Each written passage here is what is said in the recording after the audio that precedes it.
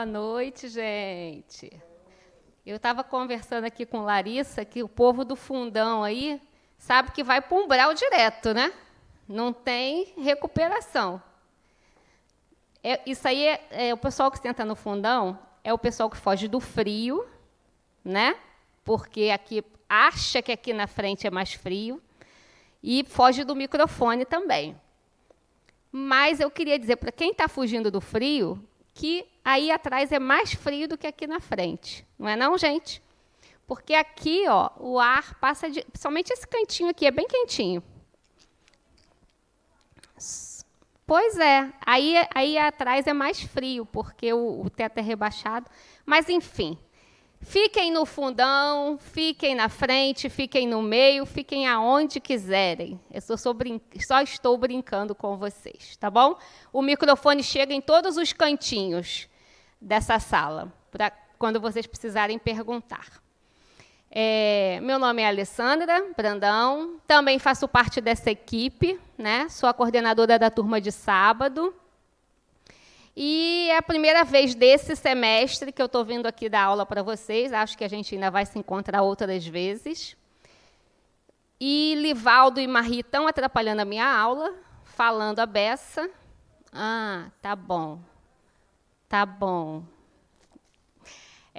Outros facilitadores já devem ter dito a vocês do combinado do microfone. Todo mundo sabe desse combinado? Pronto. Quem quiser perguntar, e eu quero que vocês perguntem, eu quero que a nossa aula seja interativa, né? Só levantar a mão e aguardar só um pouquinho que Larissa corre com o microfone para vocês, né? Porque nossas aulas são gravadas e é preciso que quem assista depois escute tanto a pergunta quanto a resposta. Então, se vocês não falarem no microfone, a sala não tem microfone para captar a voz de vocês, certo? Vamos lá, então? Aula 5. Antes de eu começar, quem não assistiu a aula 3? Espíritos. Só você? Pronto. Eu pergunto porque todas as nossas aulas elas têm um encadeamento, né? Elas têm uma ordem certa de acontecer, exatamente porque um assunto complementa o outro. Então, hoje, como a aula é libertação do espírito, a aula 3 foi espíritos. Então, o que eu recomendo a você, a gente vai ter essa aula de reposição, né? Mas a gente também tem o nosso Classroom, né? Que é a plataforma onde a gente coloca todo o nosso material lá, tem aula gravada, tem artigo, tem vídeos de outros lugares, né? De outros centros e sempre dentro do mesmo tema da semana. Então, eu recomendo que você passe lá, dê essa olhadinha, né, para você ter esse conteúdo, porque é importante para as próximas aulas que virão, certo? Então, vamos lá, gente. O objetivo geral dessa aula de hoje é demonstrar de forma clara que a vida no corpo é para o espírito um estágio da sua evolução. E nós temos alguns específicos, né, objetivos específicos, que são explicar os fenômenos da emancipação da alma, tais como o sono, os sonhos, a morte aparente, o desdobramento, o sonambulismo e outros que nós veremos. Explicar o fenômeno da desencarnação como um mecanismo natural de transferência para uma outra realidade da vida. Falar das consequências da eutanásia, do aborto, do suicídio, do homicídio também, e proporcionar a compreensão de que viver é educar-se para a morte. Então, nós vamos falar sobre tudo isso aqui nessa aula de hoje, né? Para a gente entender o que acontece conosco. Então, aí no livro de vocês, no livro do ciclo 1, que é o Conhecendo o Espiritismo, Adenauer diz assim, ó, não só após a morte o espírito está liberto, o espírito mesmo vinculado ao corpo físico goza de relativa liberdade. Então, nós estamos na aula 5, vocês já devem ter ouvido bastante que nós somos espíritos livres, né? Então, e que nós somos esse espírito, né? Na aula 5, eu já não quero mais ouvir ninguém dizendo o meu espírito, né? Porque a gente fala isso, né? É uma forma comum da gente falar assim, não, o meu espírito. Não, não é o meu espírito. Nós temos um corpo. O meu corpo, beleza, tá certo. O meu corpo. Agora, eu, espírito. Eu sou o espírito. Eu não tenho um espírito. Eu sou o espírito, né? Nós ouvimos bastante isso aí na aula 3 e vocês vão ouvir isso até o ciclo 10, né? Porque esse é o objetivo da ULI, que a gente chegue lá no final da ULI se reconhecendo esse espírito que somos, né? E esse espírito que somos livres. A gente precisa desse corpo que nós temos hoje nessa encarnação e já tivemos tantos outros em outras encarnações, para que a gente possa se manifestar aqui, né? É um veículo de aprendizado, de educação, de evolução, né? Enquanto estamos encarnados.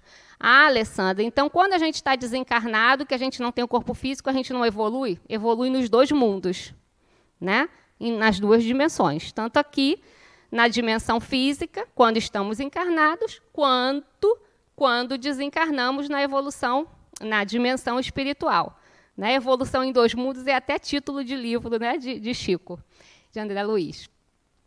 Então, o que precisa de descanso, né? Como está escrito ali,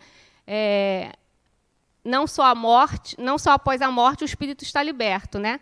Ele goza de relativa liberdade durante todo o tempo, né? O que aí tem um outro texto que está aí também no livro de vocês, que Adenauer diz assim, ó, a vida no corpo é uma oportunidade para o espírito educar-se e preparar-se para as novas jornadas cada vez menos dolorosa e em mundos mais adiantados, onde terá maiores oportunidades de crescimento. Então, enquanto estamos aqui, no plano terrestre, na crosta terrestre, nesse planeta que vivemos, usamos esse corpo, que todo mundo conhece, né? Com a nossa evolução, daqui a muitos e muitos e muitas e muitas encarnações, né, habitaremos, talvez, mundos em que não precisaremos mais desse corpo físico, né? Ou uma outra forma de corpo, ou simplesmente o nosso perispírito. Certo? É isso que a Adenauer está dizendo aí. E aí, para o pessoal, que hoje não é o pessoal, é só, como é seu nome? Marília? Magda. É só Magda que faltou, mas eu dei essa aula na segunda-feira e tinha muita gente que não tinha assistido a aula 3, por isso eu perguntei. Então, eu hoje trouxe aqui uns 2 ou 3 slides do Relembrando, né? O que a gente viu lá na aula de espírito? Nós vimos que o nosso corpo físico está ligado, né, ao nosso perispírito, que o nosso perispírito tem a forma igualzinha à do nosso corpo físico, ou seja, quando você tem uma mediunidade de vidência, por exemplo, em que você enxerga um espírito, você está vendo a forma igual daquele espírito quando encarnado, né? Ou, se você vê em um desdobramento, você está vendo também a forma igualzinha é hoje. Então, se vocês virem o meu espírito, vai ser essa forma que vocês estão vendo aqui, né? Isso a gente viu lá na aula de espírito. E o corpo físico e o perispírito, eles estão ligados o tempo inteiro, durante a encarnação, pelo cordão de prata, que é um cordão fluídico, né? É um cordão elástico, que vai a longas e incomparáveis distâncias, mas ele nunca se rompe. Enquanto estamos encarnados, estamos ligados por esse cordão de prata. Ele só se rompe quando desencarnamos. É a única forma desse cordão se romper. Se rompeu, desencarnamos. Não estamos mais aqui no plano físico. Até aí, tudo bem? Então, vamos lá.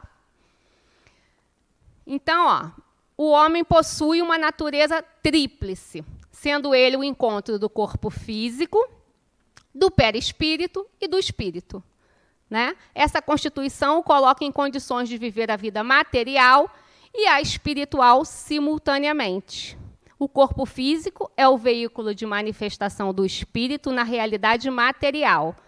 O perispírito é um organismo de ligação entre a vibração da matéria e a natureza transcendente do espírito. Então, isso vocês viram na aula 3. Eu estou só relembrando aqui para a gente poder começar com a mente fresquinha do que a gente viu sobre espírito. Então, nós temos uma natureza tríplice. Nós temos o nosso corpo físico, nós temos o perispírito e o espírito. Nós, espíritos, né? Então, é com o perispírito que nós vamos dar esses passeios todos aí que nós vamos ver hoje, em todos esses estágios da libertação do espírito. Que eu, particularmente, não gosto dessa palavra libertação, eu prefiro liberdade, porque parece que libertação é uma coisa que é ruim, né? Libertação, eu me libertei porque estava ruim. Não. Então, eu prefiro liberdade do espírito, mas é o título da aula, não vamos mudar a ementa da ULI, né? Então, vamos lá. Trouxe mais esse slide também para relembrar vocês de todas as propriedades que o perispírito tem. Então, como vocês podem ver aí, né, na aula de espíritos elas foram faladas, todas elas. Eu não vou falar isso aqui agora, porque são muitas, né? Mas só para a gente relembrar tudo que o perispírito tem como propriedade, que ele pode fazer. Né? Expansibilidade, bicorporidade, sensibilidade, odor, temperatura, plasticidade, densidade, ponderabilidade, luminosidade, penetrabilidade, enfim. Todas essas aí. Tudo isso o perispírito é capaz de fazer. Né? E é importante que a gente entenda que ele é capaz de fazer tudo isso para que a gente possa ir compreendendo todas essas formas que ele tem de se libertar dessa liberdade que acontece todos os dias conosco. Ok? Vocês estão muito quietinhos. Essa turma é quietinha assim mesmo, Larissa? Não, ninguém levantou o dedo, só deu uma coçadinha na orelha assim. Então, vamos lá, vamos ver os fenômenos da emancipação da alma. Quando o corpo entra num estado neurofisiológico alterado, que são os estados alterados de consciência, o perispírito tem possibilidade de expandir-se e o espírito liberta-se parcialmente do corpo em repouso, mas ainda ligado a este por um laço fluídico. Isso acontece todos os dias quando dormimos. Então, todos os dias, quando nós dormimos, o espírito que sou sai para dar um passeio. Né? Aonde ele vai, a gente vai descobrir aí que existem várias formas disso acontecer. Né? E também tem muito a ver com algumas coisas que determinam para onde nós vamos nessa libertação. Energia, vibração, frequência, né? O que nós estamos emitindo para o universo será o lugar para onde seremos levados e atraídos, né? De acordo com os nossos pensamentos, os nossos sentimentos, o que você dormiu pensando naquele momento, o que aconteceu naquele seu dia, naquela sua semana, né? Então, quando nós adormecemos, o corpo fica lá quietinho, em repouso, mas nós, espíritos que somos livres, não precisamos desse repouso. O que precisa de repouso é o corpo físico, né? Durante a noite, ou durante o sono, melhor dizendo, porque tem gente que não dorme à noite, né? Trabalha à noite e dorme de dia, né? Então, durante o sono, quando a gente entra naquele sono REM, né? Naquele sono profundo, o corpo físico precisa disso, né? É a hora que o corpo físico se restabelece, se recupera, né? Faz suas trocas de hormônios, todo um processo do sistema endócrino, do sistema nervoso, do sistema respiratório, tudo isso acontece durante esse sono, para o corpo físico. Espírito não precisa descansar. Espírito fica 24 horas no ar. Então, quando o corpo adormece e descansa, e é necessário que isso se faça, né, porque senão a gente tem um esgotamento físico, espírito sai para passear. Até aí tudo bem? Vocês estão me olhando com uma cara tão assustada, gente. Vocês não estão acreditando que vocês saem para passear de noite, não? E ainda digo mais, hein? Não durmam com aquela camiseta rasgada, com aquele pijama de qualquer jeito, não, porque você não sabe para onde você vai. Você vai com a roupa que você está, né? Não disse que o perispírito né? É a contrapartida certinha do que a gente é e do que a gente está vestindo também, né? Então, vamos lá ter cuidado como é que a gente dorme. Vamos lá, ó.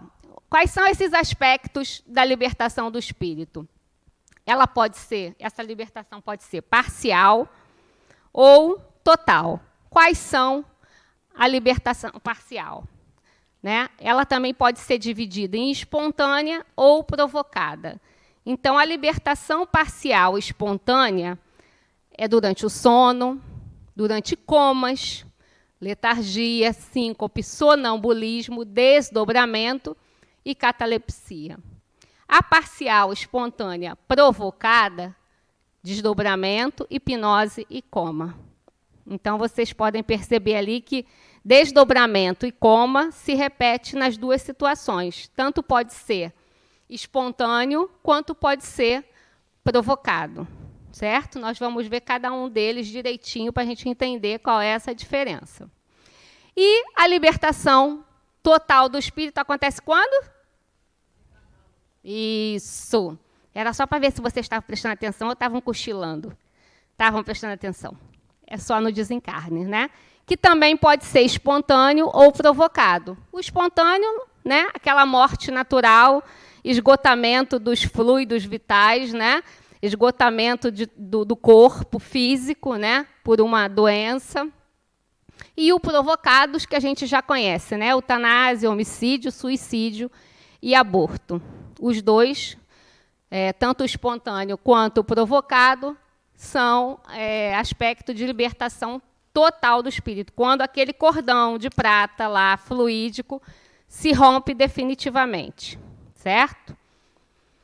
Então, vamos para cada um deles aí. Primeiro deles, parcial espontâneo, o sono. Lá no Livro dos Espíritos, questão 401, está perguntado assim: durante o sono, a alma repousa com o corpo? Qual é a resposta? Não, né?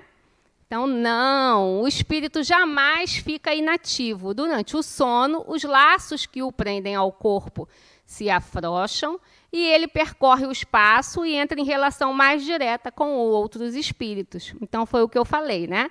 Quem repousa, quem precisa desse descanso é o corpo físico, e nós saímos aí para passear. Cada um vai fazer o que quiser, né? E aí depois tem outra pergunta: como podemos avaliar a liberdade do espírito durante o sono? O que vocês acham que é o marcador que avalia essa liberdade durante o sono? Se nós formos mais longe, mais perto, distâncias até dessa liberdade. O que vocês acham que a gente pode ter como marcador para avaliar isso? Quando nós dormimos, nós sonhamos, né? Alguém aqui não sonha? Todo mundo sonha, né? Essa turma aqui está atípica, porque sempre tem alguém que não sonha. Eu fui uma pessoa que achava que não sonhava durante muito tempo. Eu dizia, eu não sonho, eu não me lembro dos meus sonhos, mas todos nós sonhamos, todos os dias, mesmo que a gente não lembre, porque não é todo dia que a gente lembra do sonho, né, gente? Tem dia que a gente acorda na correria, não lembra nem do que sonhou, mas sonhou. Diga, como é seu nome? César.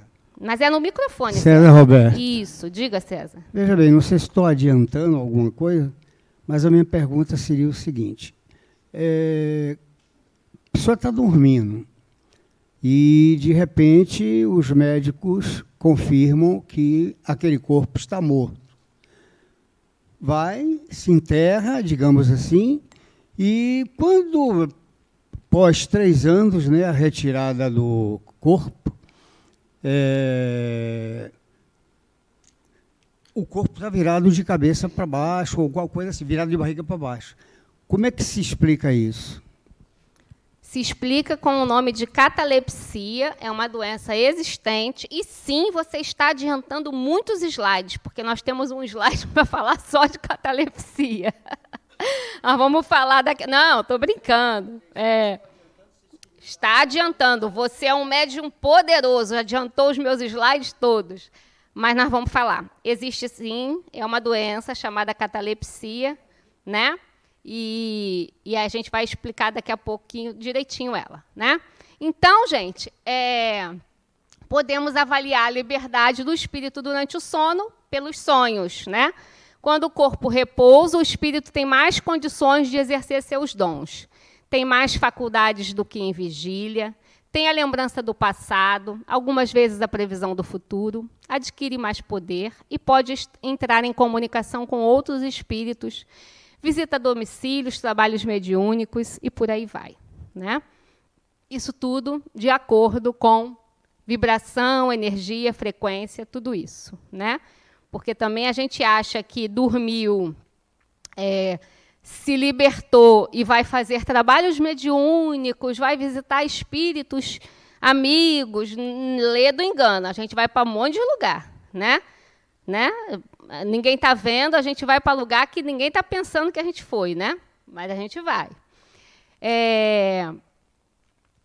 E eu coloquei ali, né, adquire mais poder. Eu sublinhei essa palavra porque, na verdade, é um texto lá do Livro dos Espíritos, de 1857. Então, é um texto que foi escrito dessa forma, mas, na verdade, não é poder, né? Nenhum espírito tem o poder.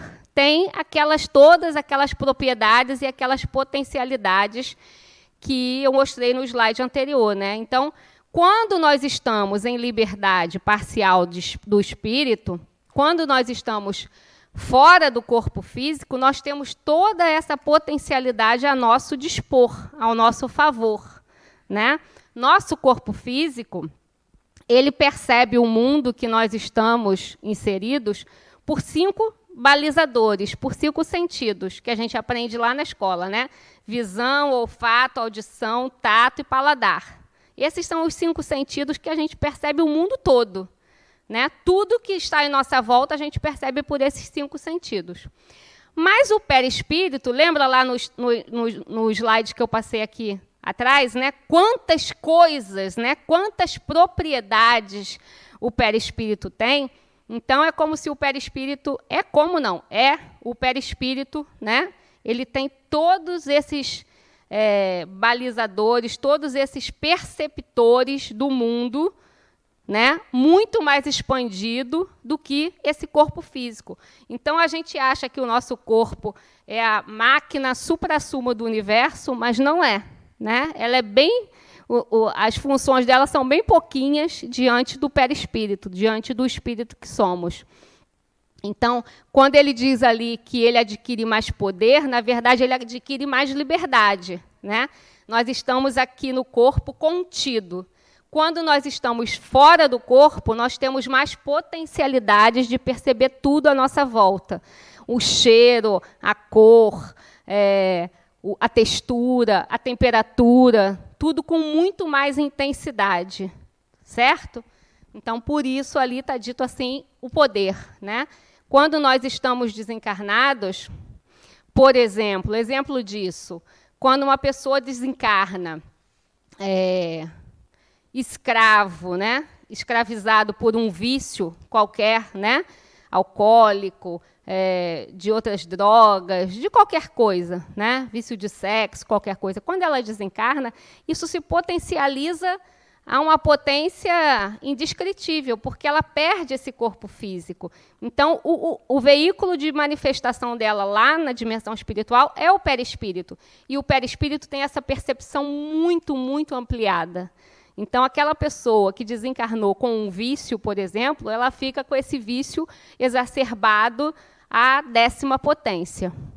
Entende? Então, quando nós estamos em liberdade parcial do espírito, a gente também tem essa percepção de tudo que está à nossa volta, muito mais expansivo do que quando estamos aqui, presinho aqui no corpo, certo? Então, ó, o espírito com seu perispírito se afasta do corpo, mas continua ligado ao corpo por um cordão fluídico, pode afastar-se a grande distância e retornar ao corpo instantaneamente. Então, eu posso estar aonde eu estiver, né, durante essa liberdade, que se alguém, eu durmo perto de alguém, né, do meu esposo, da esposa, do filho, da irmã, se alguém dorme comigo e me cutucar naquela hora, instantaneamente esse regresso acontece, né? Não tem esse negócio de que porque eu estava num desdobramento muito longe, não sei o quê, por isso que eu demorei a acordar. Não existe isso, essa possibilidade. O retorno é instantâneo, né? Esse cordão fluídico tem essa elasticidade, essa ponderabilidade muito perfeita para isso, né? Vamos lá.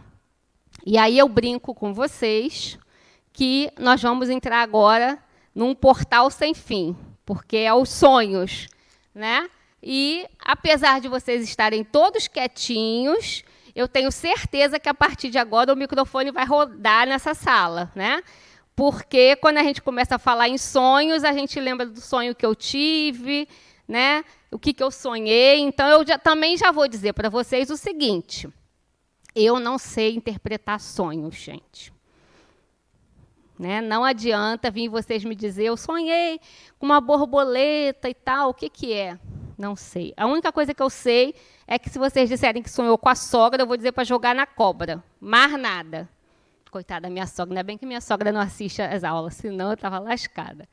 Brincadeira, viu, gente? Eu também vou ser sogra, eu tenho 2 filhos, ainda vou ser sogra de nora, né? Brincadeira. Mas, realmente, não é o objetivo da aula a gente interpretar sonhos, né? Qual é o objetivo dessa aula? A gente entender, né? Kardec falou lá que os sonhos são balizadores, né?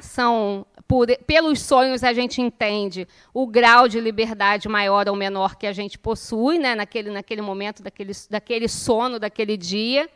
Então, é sobre isso que a gente vai entender, né? São 3 tipos de sonhos básicos, e aí a gente vai refletindo juntos aqui para a gente ver quais são os tipos de sonhos que eu ando tendo mais, né? Esse sonho, esse tipo de sonho, outro tipo de sonho. Então, o sonho número 1, o primeiro sonho que está relatado lá no Livro dos Espíritos, por Allan Kardec, são os sonhos comuns, que são aqueles sonhos, né, que todo mundo tem, né, corriqueiramente, todo dia. São sonhos com coisas do nosso cotidiano, né? Aquilo que a gente viveu durante o dia, ou às vezes durante a semana, né? Aqueles sonhos que a gente diz assim, sonhei uma coisa sem pé e sem cabeça. Não sei por que eu sonhei isso, né? Sonhei que eu entrava no carro com não sei quem, que eu nunca vi na vida, entrei, fui para um lugar que eu não conheço quem é. Aí chegou lá, encontrei o Cauã Raymond, né? Cheguei lá, encontrei ele, saí, voltei para minha casa, encontrei o meu filho, mas o meu marido não estava. Enfim, a gente faz uma miscelânea de sonho doido, né? O que é esse sonho? Descarga elétrica, né? Descarga cerebral. Né? Coisas que estão ali borbulhando na nossa cabeça, coisas que a gente viu uma novela, viu uma série, ou um assunto que a gente teve durante o dia no trabalho, com colegas de trabalho, uma preocupação sua, né? uma ansiedade, uma angústia, uma coisa que está vivendo na família, né? Um desejo, enfim. A gente mistura isso tudo, faz um balaio de gato, né? E sonha de noite. E aí, o que é o mais importante sobre esse tipo de sonho, né? Que ali no Livro dos Espíritos ele diz assim, quase não há exteriorização perispiritual. Então, o que ele quer dizer? Que a gente ficou ali, né? Viu aquele desenho ilustrativo, né, que eu trouxe para vocês no slide anterior, do perispírito bem ali em cima do corpo, né? Você só deu aquela respirada assim fora do corpo, né? Mas você ficou por ali mesmo, porque a exteriorização foi bem pouquinha, né? Que é o mais comum de todos os dias acontecer com a gente, né? É como se a gente afrouxasse a roupa, né? aquela roupa apertada que a gente está usando, afrouxou a roupa ali só para relaxar um pouco, mas a gente não foi muito longe, não fez muita coisa, não. A gente só teve essa liberdade pouquinha, porque é o natural de acontecer todos os dias, né? O espírito precisa disso, né? E o corpo precisa repousar. Aí o outro tipo de sonho são os sonhos reflexivos, que lá no Livro dos Espíritos, ele já diz que é um mergulho mais profundo, né? São aqueles em que o desprendimento ou a emancipação da alma permite um mergulho mais profundo em nossos registros perispirituais, recuperando imagens, cenas de vidas passadas. Estas imagens são mais nítidas e coerentes, como cenas de filme, e poderão ser induzidas por espíritos desencarnados superiores ou inferiores. Então, o que está dito aí, em outras palavras? Quando a gente tem esse tipo de sonho, a gente foi um pouquinho mais longe. Né? Quando você acorda pela manhã, né, que é o mais natural, às vezes você acorda, não é pela manhã, né? Como eu disse, às vezes tem gente que dá plantão à noite e dorme durante o dia. Mas quando você acorda e teve um tipo de sonho desse, você entende que você deu uma passeada mais longe, mais longa. Né? E quais são esses tipos de sonho? O que vocês acham o que a gente sonha para entender nesse sonho que foram sonhos reflexivos e não foram sonhos comuns?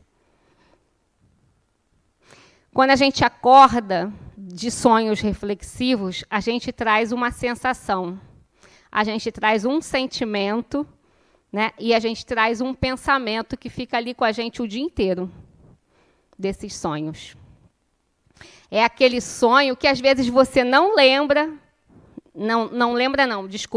não reconhece os personagens do sonho, né? Porque, como está dito ali, às vezes são arquivos perispiríticos. Então, o que isso quer dizer?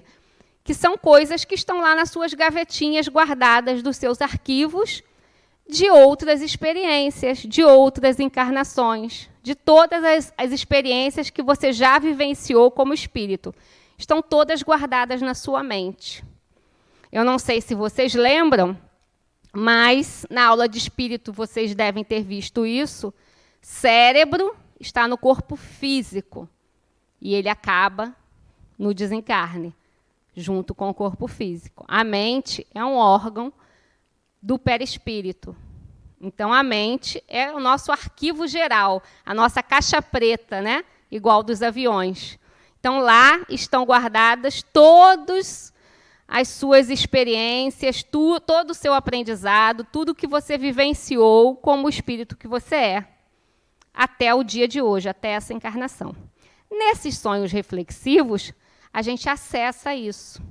É como se a portinha do inconsciente ficasse lá ou entreaberta ou realmente escancarada e a gente tivesse acesso a isso. Então, quando a gente acorda, a gente traz esse sentimento.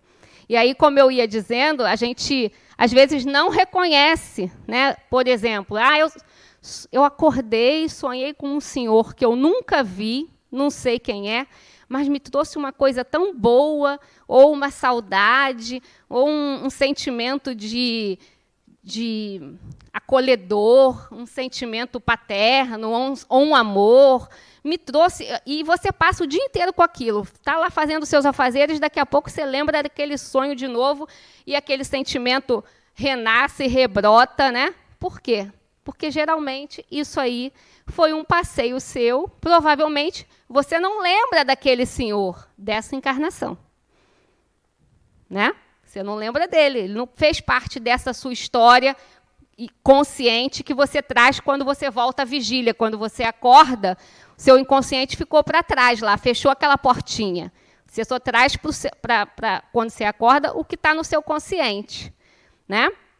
Então, esse é o marcador de que seu perispírito, você, espírito, foi um pouquinho mais longe, né? Foi fazer mais alguma coisa. E pode ser também, como está dito ali, né? Não foi nesse, foi no anterior, mas pode ser trabalhos mediúnicos. Por exemplo, nós que trabalhamos em mediúnica, é muito comum que a gente acabe tudo aqui, né, numa harmonia, tchau, todo mundo, tchau, até amanhã, vamos embora, não sei o quê.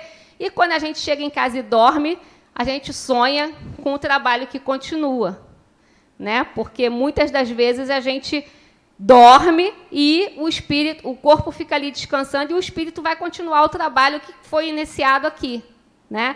Isso é muito comum.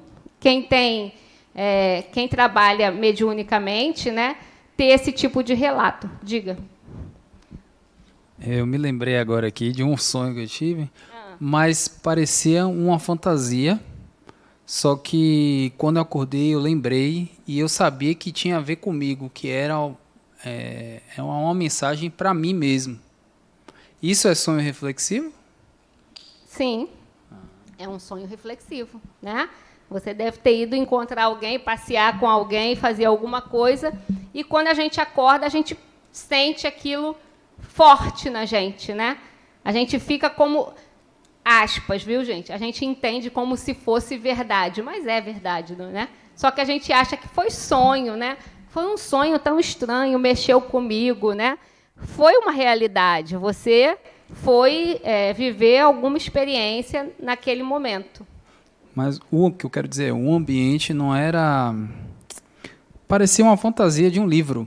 Parecia um Senhor dos Anéis, um negócio assim, entendeu? Entendi. Mas eu vi que tinha uma mensagem ali para eu refletir. É isso que você está falando? É isso que eu estou falando. Mas não é como, por exemplo, eu vi alguém, eu vi uma pessoa tal que eu não conheço. Não é assim. Eram personagens claramente fictícios. Alguém aqui já assistiu o filme Amor Além da Vida? Né? É um cenário desse aí que ele está falando, né? E é exatamente o que eu falei anteriormente. Nosso perispírito tem percepções que nós não temos no nosso consciente, aqui no corpo físico, acordados em vigília, né? Então, é comum a gente ler nas literaturas espíritas, né, nos livros de Chico, de André Luiz, de Emmanuel, né, de todos os espíritos que trouxeram esses livros para a gente, através dos médiuns. É comum a gente ler assim, o relato dos espíritos assim, eu cheguei num lugar com flores que eu nunca tinha visto antes, com cheiro, aromas que eu nunca tinha percebido antes, com cores que eu nunca havia visto antes, numa temperatura, num ambiente que foi agradável demais, porque eu nunca tinha percebido antes. Porque essa percepção é do perispírito.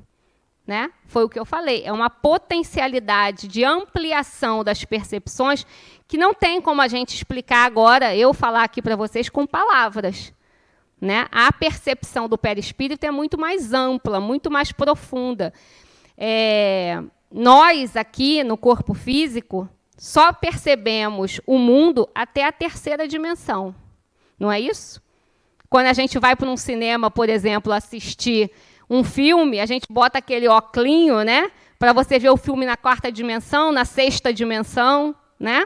Mas a física quântica, que é uma ciência, já fala em 11ª dimensão. Já tem estudos, né, que falam da 11ª dimensão. Só que nós, com esse corpinho mequetrefe que a gente tem, a gente não consegue perceber a 4ª dimensão. Mas o perispírito consegue perceber todas essas dimensões. Né? Então, o que para a gente parece um cenário de conto de fadas, um cenário inimaginável, é um cenário perfeitamente possível, mas que nós não conseguimos perceber. Né? O olho humano, aí vamos para o físico mesmo, o olho humano, às vezes, não consegue captar o que o olho de um pássaro consegue. Né?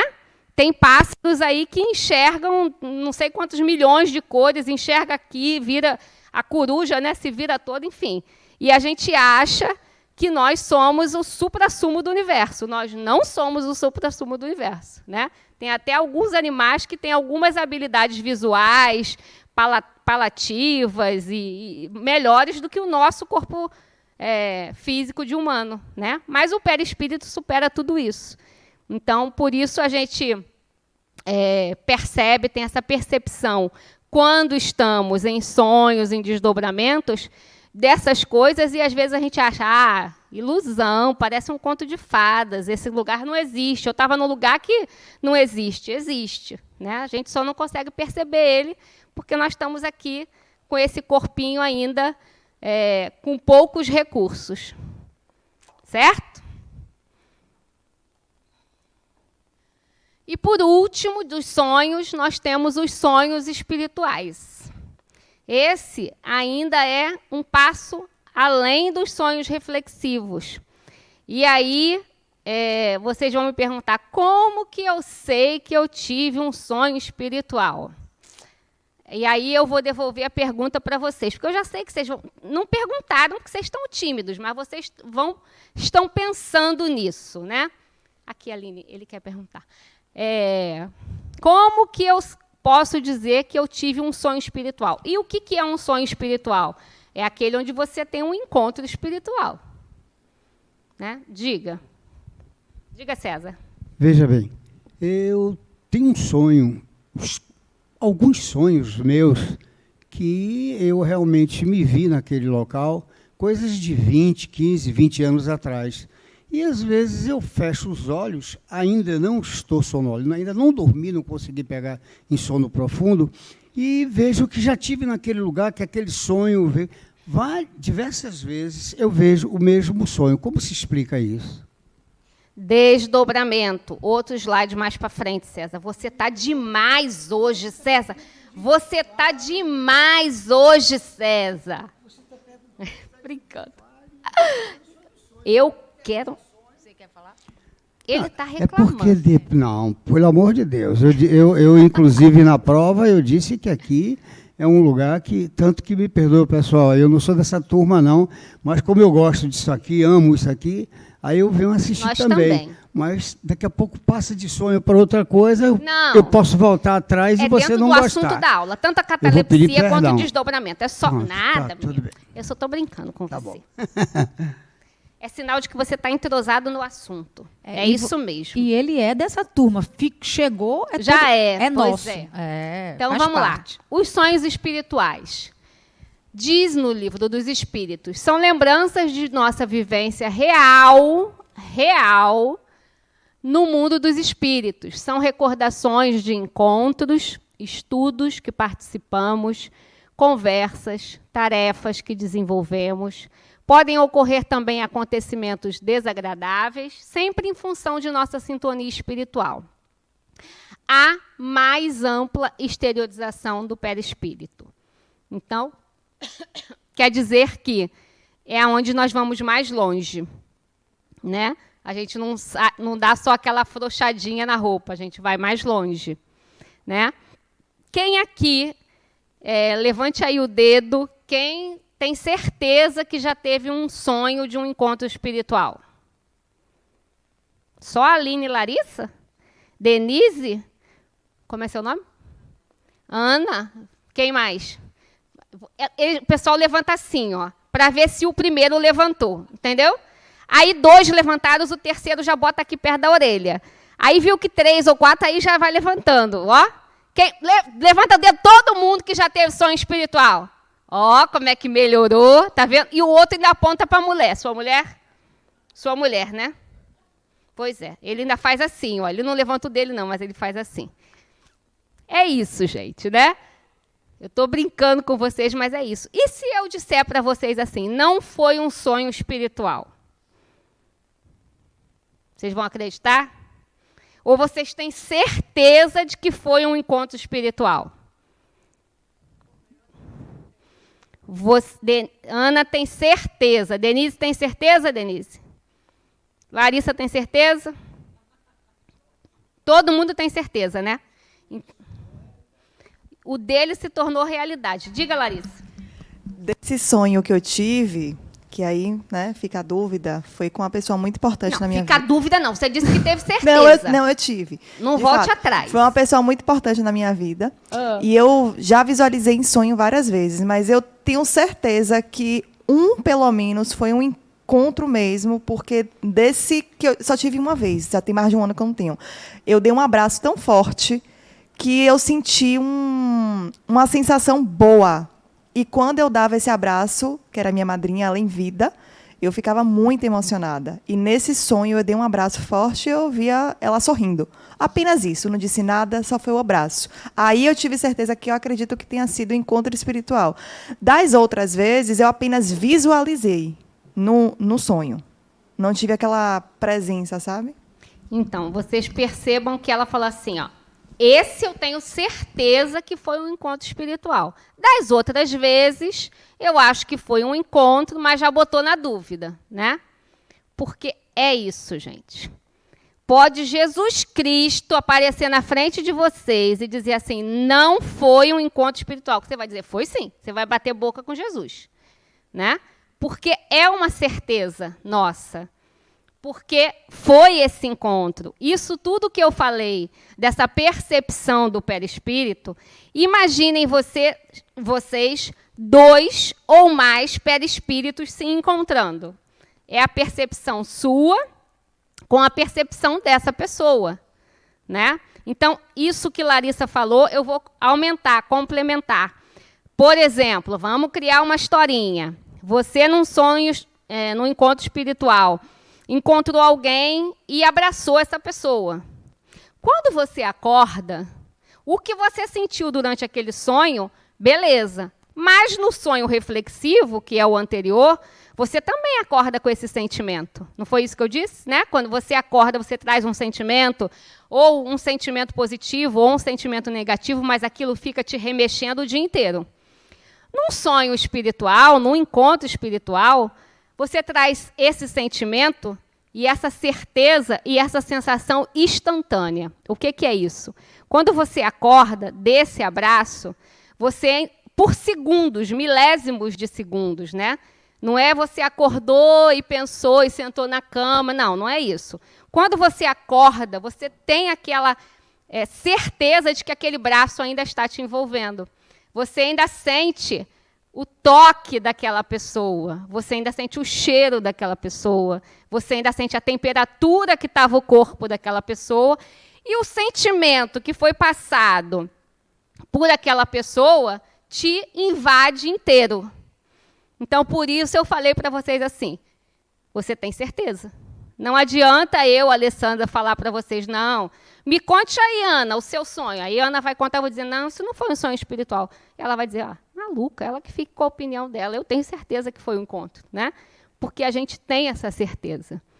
E isso demonstra que você teve essa emancipação, essa liberdade bem maior. Você vivenciou uma experiência na plenitude do espírito que você é, né? Seu cordão de prata estava bem frouxo, né? Você estava lá no mundo espiritual, numa experiência e não queria que ninguém te aborrecesse, né? E a gente também tem que diferenciar isso de sonho com desencarnados nossos queridos, né? Que a gente ama, né? Porque quando a gente sonha com qualquer desencarnado, um amigo, uma mãe, uma avó, um pai, qualquer pessoa que a gente teve um afeto, a gente acorda com aquela sensação assim, ai, para que eu acordei? Estava tão bom, né? Conversei com ele, vi ela, falei, não sei o que, lá, pereré, pandu. Mas é aquela sensaçãozinha de saudade. Não é essa sensação, esse sentimento que vem do encontro espiritual. Diga. Oi. Oi. Quando o sonho é muito forte, seria impressões da mente ou seria um encontro mesmo? Porque quando eu falo isso, quando meu marido faleceu, eu fiquei tendo etapas de sonhos, de todo o processo. Aí foi uma coisa interessante. Nós retiramos toda a roupa da casa, né, dele e foi embora. Aí doamos as roupas. Aí, passados uns dias, eu sonhei com ele. Aí ele saía do caixão, todo sujo. Aí eu dizia assim, mas como é isso? Você agora não tem uma roupa sua aqui em casa. O que você vai vestir?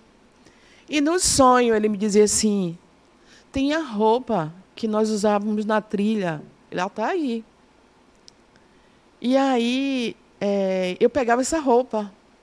E quando eu acordei, foi tão forte, que foi aí que eu lembrei que eu tinha esquecido dessa roupa. E ele, no sonho, lembrou. Entendeu? Então, assim, eu tive vários sonhos. Ele despertando, ele saindo do caixão, ele estudando. E, às vezes, assim, um mesmo que eu tive estudando foi segundos. Eu deitei na rede, foi assim, eu fechei o olho e ele disse, eu estou estudando aqui. Foi, assim, muito rápido. Aí eu estou, assim, reflexiva com essas questões, já que você traz aí para a gente. Eu fiquei pensando, será que foi impressão da mente ou será que foi um sonho espiritual? Como é seu nome?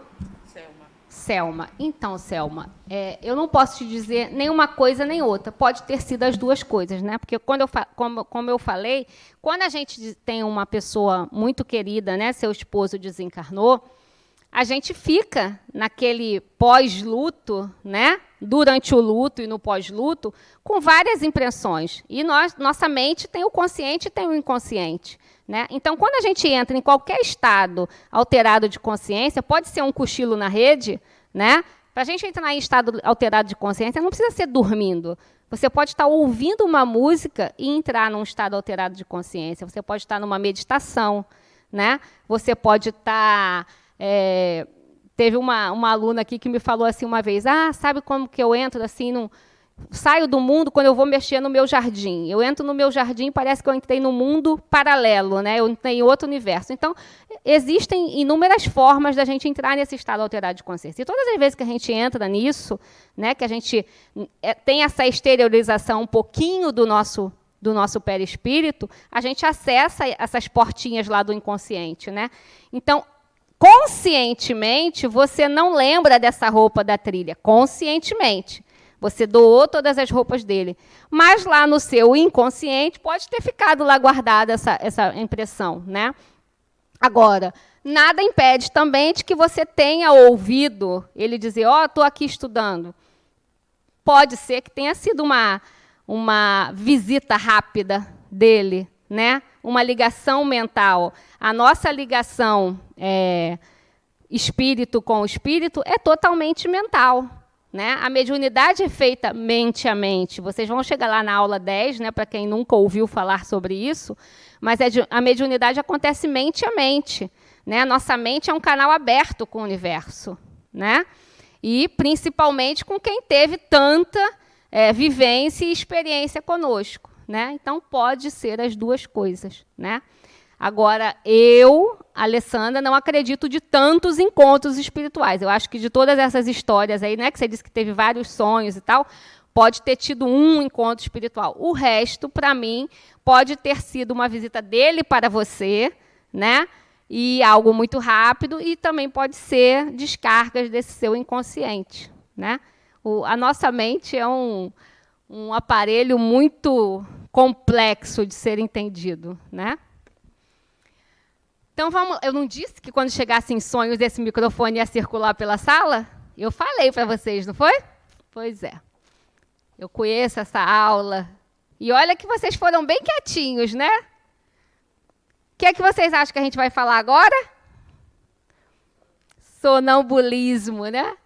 É a cena clássica que todo mundo acha que quem é sonâmbulo ataca a geladeira de noite, né? O pobre dos sonâmbulos, a maioria não faz isso, né? Mas sonambulismo é também uma forma parcial e espontânea de liberdade espiritual do nosso espírito. Com uma única diferença de todas as outras que a gente vai ver aqui. O espírito leva o corpo junto. O corpo vai junto, né? Para exercer todas as funções que ele vai fazer naquele momento, né? Ele está num estado de liberdade, né? Na maioria das vezes os sonâmbulos não lembram do que fizeram, né? É comum, ou melhor, não é comum que lembrem.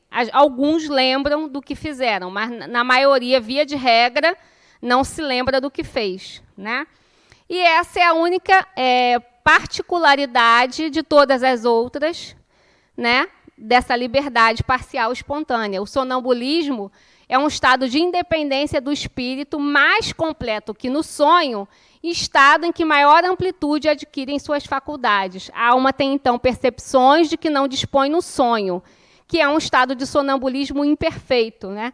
Então, Kardec diz que o sonho é um estado de sonambulismo imperfeito, né? Porque o corpo fica lá estático, mas no sonambulismo ele faz tudo o que ele quer e ainda leva o corpo junto, né? Os órgãos materiais, achando-se de certa forma em estado de catalepsia, deixam de receber as impressões exteriores. Ocorre durante o sono, quando o espírito necessita do corpo físico para executar uma tarefa. Então, ele continua em estado de sono, né? Não adianta você falar com a pessoa sonâmbula porque ela está dormindo, né? E já digo a vocês, antes que vocês me perguntem, não existe essa história de que acordou um sonâmbulo, ele morre. Isso é mito, viu, gente? O pessoal diz assim, não pode acordar sonâmbulo, senão ele morre. É mito, né? O que você tem que fazer, principalmente se você tem crianças, né, ou idosos e tal, é esconder a chave de casa, isso, né? Por exemplo, eu tenho uma amiga que o filho dela é sonâmbulo e os quartos são no segundo andar. Então, ela botou uma porta na beira da escada que vai para baixo, porque ela ficou com medo dele tropeçar ou alguma coisa e se machucar quando era criança, né? Vai chegando aí. Então, isso sim a gente deve fazer, né? Mas não é porque eu não vou acordar porque morre. Não morre, não, gente. Continua vivo. Diga. Boa noite. Boa noite. Na verdade, não é pergunta, não. É só um comentário que você começou a falar sobre isso. Sim. No carnaval, a gente viajou, eu e meu filho e meu esposo, e a gente deixou a porta da pousada encostada. No meio da noite, meu marido acordou. Cadê meu filho? Estava passeando lá fora da pousada já, tentando abrir a porta em direção ao mar. Imagine, no dia seguinte, ele estava procurando a chave do carro. Sou sonâmbulo também. Falei, meu Deus, estou apavorada agora. Estou colocando tela, escondendo tesoura, sei lá, né? Tem que ter precaução mesmo, porque é uma pessoa que está dormindo, né? Ela está dormindo. Ela leva o corpo junto, faz todas as funções, né? Levanta, liga a televisão, come, escreve, uma criança brinca, pega os brinquedos, brinca, né? Faz qualquer coisa, abre a porta, sai, mas ela está dormindo, né? O espírito está ali passeando, mas o corpo, a consciência está adormecida, né? Diga. Boa noite. Boa noite. Meu nome é Érico. Cheguei um pouquinho atrasado, mas peguei a parte... Seja bem-vindo, Érico. Peguei a parte aqui mais importante. Você é sonâmbulo, Érico? Não. É uma dúvida que eu tenho. Diga. Quando a pessoa está em ação de sonambulismo, como ela citou, o filho dela saiu, foi em direção à rua, é o espírito dele ou ele pode estar com um outro espírito? Não, é ele espírito, o seu espírito que está passeando, né? Não, inclusive, está escrito ali, entretanto, é importante lembrar que o fenômeno não é mediúnico, né? Não tem nada de mediunidade nisso, né? O que caracteriza esse estado é que nele o indivíduo, embora dormindo, se movimenta e procede como se estivesse acordado. Levanta-se, caminha, pratica atos próprios da sua vida habitual com absoluta segurança e perfeição. Caracteriza-se ainda por algumas vezes o sonâmbulo ao acordar ter a lembrança do que fez dormindo. Algumas vezes, né? Mas não tem outro espírito dominando aquele corpo, certo? 2 espíritos não ocupam um corpo só, né? Não existe uma história dessa. A gente vai ver lá fazendo aqui um parêntese, né?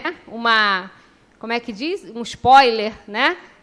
Meus filhos que falam muito isso, dando um spoiler aqui da aula de mediunidade, já adiantando para vocês, essa história de incorporação, vocês vão jogar por terra aqui. Se depois da aula 10 eu ver algum aluno aqui falando incorporação, eu vou ficar danada com vocês, né? Porque incorporação denota que um espírito entrou no corpo do outro. Não é isso? E não é isso que acontece, né? Mediunidade é mente a mente. Então, a mente de um espírito se conecta à mente de um outro espírito. E aí acontece a mediunidade, né?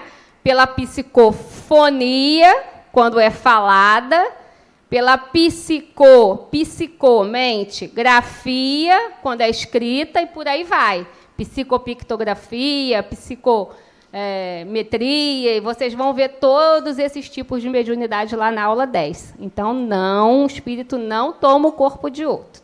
Diga, Érico. É que existe uma situação que é contada, inclusive com Divaldo Franco, né? Aconteceu que um obsessor dele, né, aquele Máscara de Ferro, ele induziu, o centro espírita na época era lá na Cidade Baixa, próximo ao mar, e ele induziu Divaldo a sair de madrugada, entrar no mar e quase se afoga.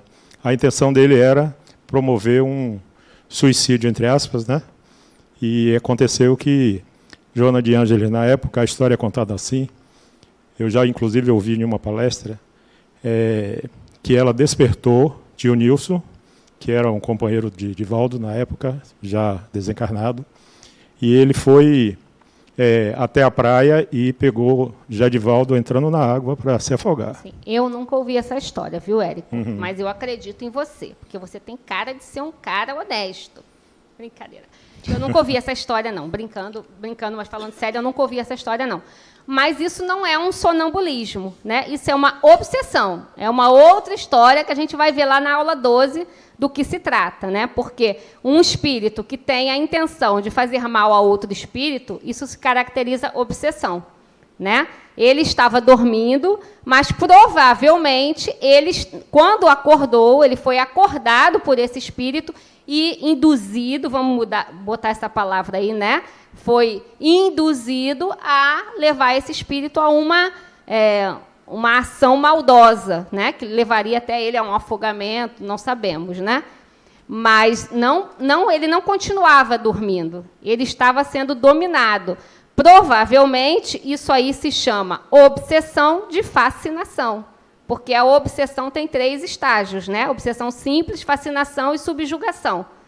Esse cidadão aí que você citou, né, amigo de Divaldo, ele deveria estar ou no estágio de fascinação ou no estágio de subjugação, aonde um espírito sobrepõe a sua vontade à vontade de um outro espírito, né? Então, ele deveria estar ou subjugado ou fascinado para cometer um ato desse, né? Porque o nosso espírito, quando está sob a ação de uma obsessão desse tipo, que é um grau mais grave da obsessão, a gente perde o sentido do que está fazendo, né?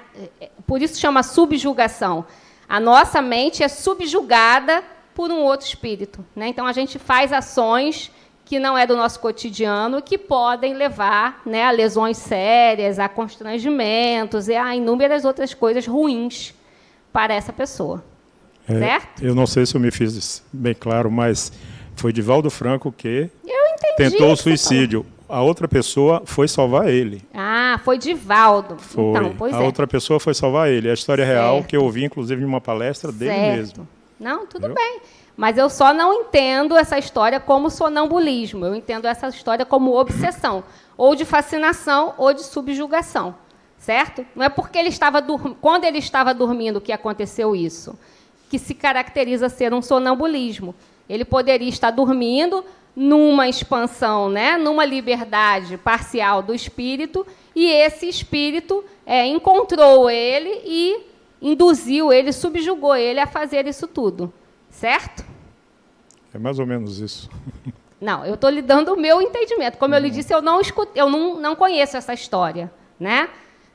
Eu nunca ouvi essa história. Eu vou até procurar essa história, né? Porque é bom a gente saber se informar. Eu não conheço essa história, mas pelo que você está me contando, eu estou fazendo essa análise, né? que não foi um sonambulismo, porque ele sofria de sonambulismo e aconteceu isso. Para mim, isso é uma obsessão, ou de fascinação ou de subjugação. Eu também não estou dizendo que Divaldo é sonâmbulo, viu? Porque eu não tenho essa informação. Eu nem sei se Divaldo é sonâmbulo. Não foi no sentido assim de dizer que ele é Eu sonâmbulo. entendi. Foi uma pergunta Ele apenas estava dormindo e ele declarou que não lembrava. Certo. Se não fosse o outro, né? Ele não sabia da história para contar. Entendi. Então, vamos lá. O que pode acontecer, gente, e aí eu trago para vocês, que é para vocês terem conhecimento disso, mas na aula 10, na aula de mediunidade, a gente vai entender todos os tipos de mediunidade, é que não existe sonambulismo com mediunidade, mas existe mediunidade sonambúlica. Qual é essa diferença, Alessandra? Essa diferença é que um espírito pode, mente a mente, né, transmitir uma mensagem. E esse é o único momento e o único objetivo que essa mediunidade acontece, né? A pessoa pode ou se sentar na cama e falar alguma coisa, uma mensagem, ou até escrever essa mensagem, né? Então, é uma mediunidade que acontece exatamente igual todas as outras que a gente conhece, de psicofonia e de psicografia, só que acontece durante o sono, né? Então, por isso, ela é dada esse nome de mediunidade sonambúlica, né? A mediunidade sonambúlica ocorre um fenômeno análogo, só que não é o espírito do médium que passa a controlar o corpo, mas sim o outro. Daí que o fenômeno passa a ser mediúnico. Só que o que se obtém, via de regra, não é esse passeio do corpo, mas a comunicação num estado em que o médium se encontra completamente inconsciente. Então,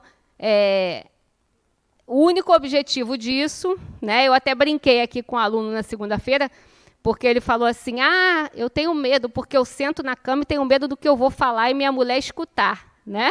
E todo mundo deu risada. Eu falei, isso não é mediunidade sonambúlica, isso aí é coisa que você anda fazendo que está com medo, né? Está com medo de soltar, né, o que você está falando. Então, não é esse o cunho, o objetivo. A mediunidade sonambúlica só serve realmente para uma mensagem importante para aquela pessoa ou para quem está por perto, né? Mas a gente vai ver isso lá na aula 10. Eu trouxe porque faz parte disso. E aí o desdobramento, César. Vamos falar sobre o desdobramento agora. Viu como é que eu disse que você tinha adiantado meus slides?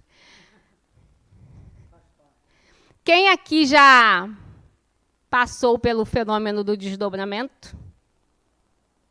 2, 3. Quem mais? Do lado de cá. Só o lado de cá que falou. Do lado de cá. Você já viu? Como é que vê um desdobramento? Me conte aí. Espera aí, deixa chegar o microfone, Ana. Deixa chegar. Diga. A pessoa estava dormindo e eu vi descendo a escada, só que eu não vi mais bater a porta, fazer barulho, nada, e fui ver no quarto, estava dormindo. Entendi. Então, é a pessoa que estava em desdobramento e você estava em mediunidade de evidência, né? Eu acredito. Né? Viu a pessoa descendo a escada? Mas a pessoa estava dormindo. Pois é, estava desdobrada, estava sim. Estava assim. Diga. Oi, de novo. Uma vez eu estava deitada na cama, e aí eu acordei com sede, eu era pequena.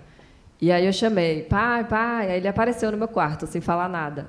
E aí eu falei, você pode trazer um copo de água? Aí ele levou. Quando eu fui pegar o copo, minha mão atravessou. Isso seria um desdobramento dele, no caso? A sua mão atravessou ele? Sim. Não tinha nada ali. Sim. Desdobramento é algo que acontece conosco cotidianamente. Cotidianamente. Então, quando eu perguntei assim, quem já passou pelo desdobramento? Todos vocês, todos nós já passamos pelo desdobramento, né?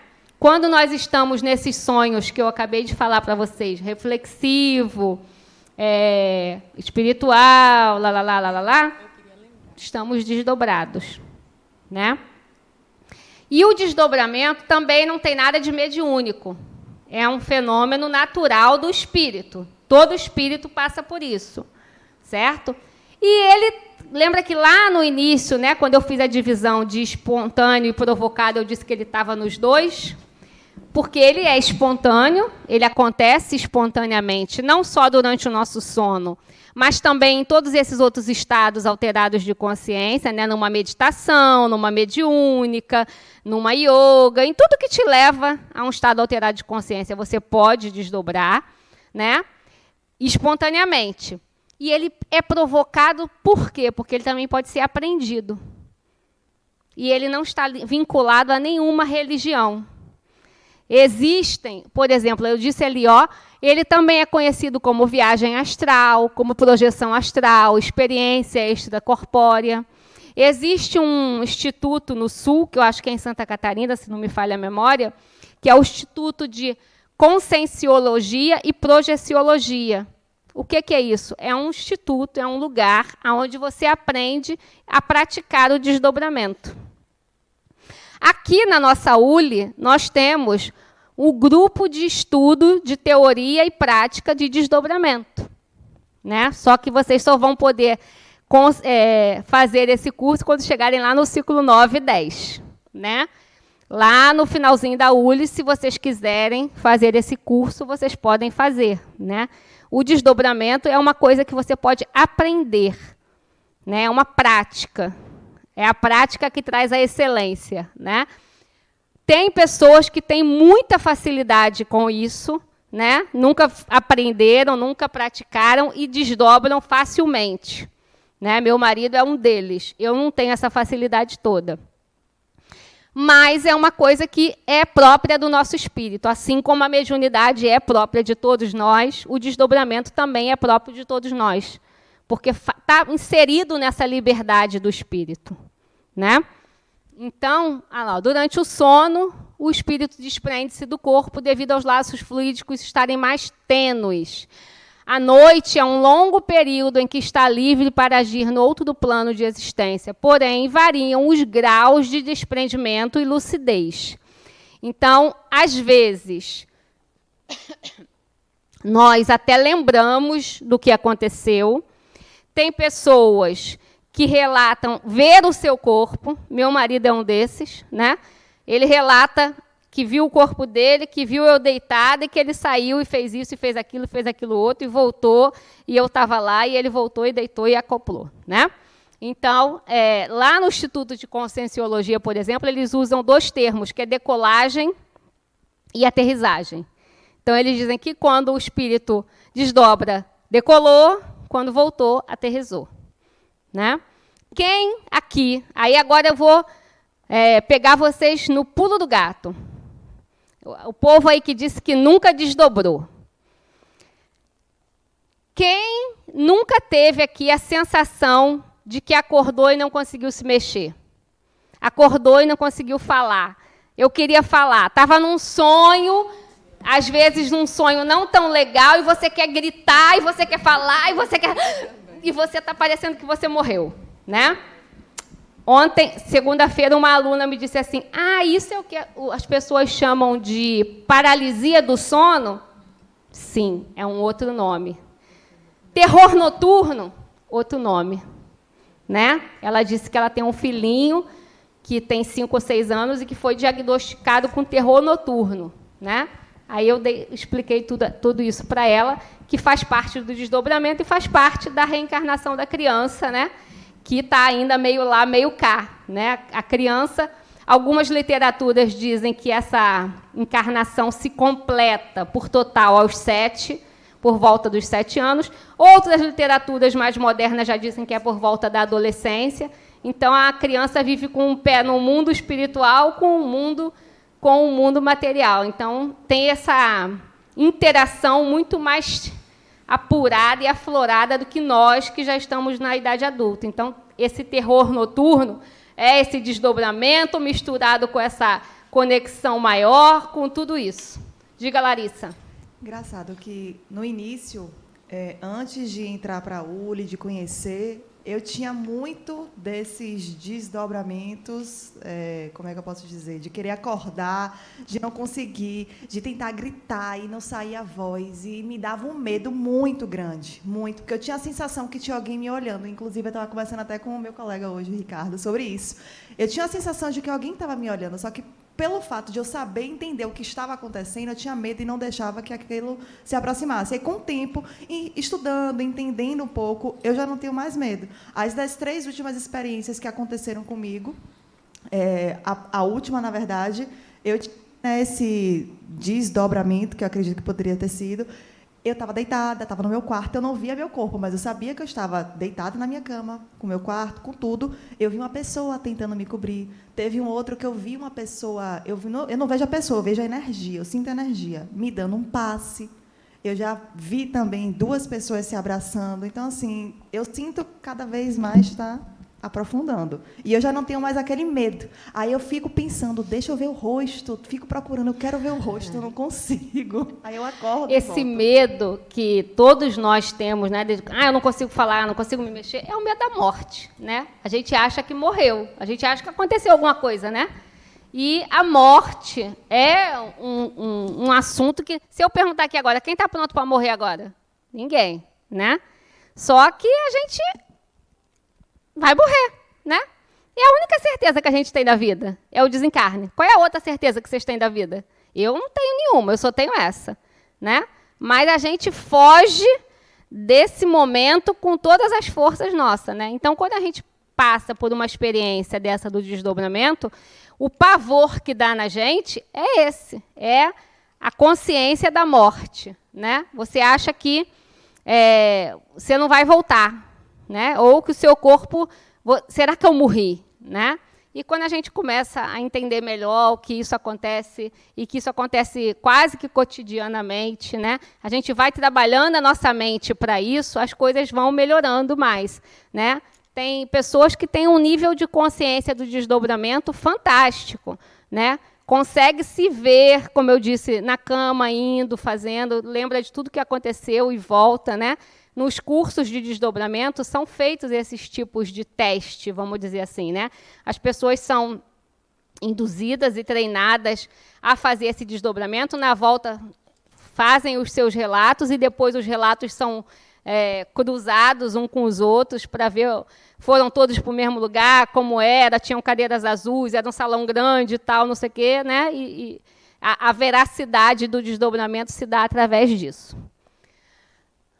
Então, durante o desdobramento, o espírito desprendido do corpo exerce atividade real e efetiva. Encontra-se com parentes, amigos, instrutores e também com inimigos dessa e de outras existências, né? Então, no desdobramento, a gente pode encontrar com desafeto também, né? Aí a gente quer voltar correndo e aí, na hora da aterrissagem, se acopla lá todo torto, todo errado, né? E não consegue se mexer, não consegue falar e fica nesse desespero. Mas morrer, ninguém morre em desdobramento, não, viu, gente? Fiquem tranquilos. Assim como o sonambulismo, não acontece. A catalepsia, César.